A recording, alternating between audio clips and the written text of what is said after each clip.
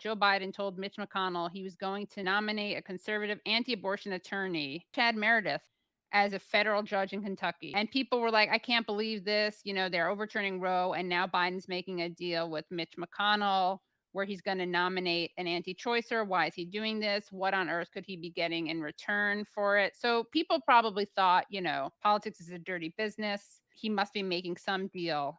He must be getting something out of it, right? Well, no. According to McConnell himself, Mitch McConnell, he told the New York Times there was no deal with Biden to trade a nomination for other considerations in the chamber, and called the president's willingness to nominate his favored conservative judge the kind of collegiality senators used to display. Quote, this was a personal friendship gesture, McConnell added. So just so you know, when Joe Biden offers to nominate an anti-choice conservative, it's not because he wants to get anything from it. It's because he actually is doing it to be nice.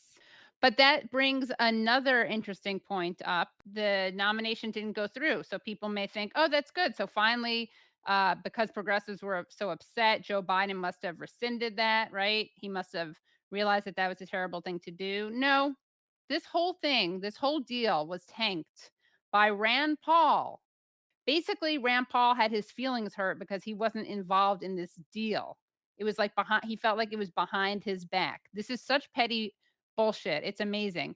Rand Paul said, I support Chad Meredith and supported him when he was considered for a different position. I think he would make a good judge, Paul told USA Today in a written statement. Unfortunately, instead of communicating and lining up support for him, Senator McConnell chose to cut a secret deal with the White House that fell apart.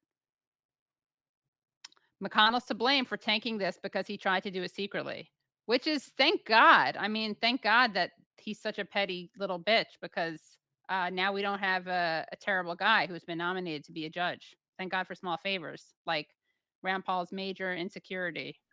I wonder what kind of weird abandonment issues he has. Anyway, I thought that was pathetic. It's so pathetic because it's like every time you think Biden couldn't get any worse, he's even worse than that. I know. And then he always announces that he's going to consider being better. It's like having a bad boyfriend where they're like, I'm going to try, And like today, he's like, I'm thinking about announcing a climate emergency. And they're like, no. Right. I'm like, why do you come out and say that you're going to try? Like, Yeah. it's just he's stringing us along.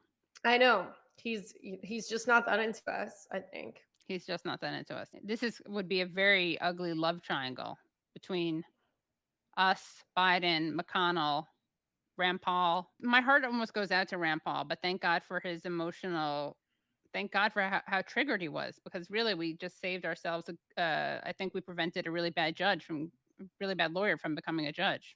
I am very happy that man was not nominated. He seemed absolutely horrible. Yeah, he really did, which makes Joe Biden absolutely horrible as a gesture of friendship. Why doesn't he buy McConnell some nice cufflinks, like Delaware State cufflinks or something?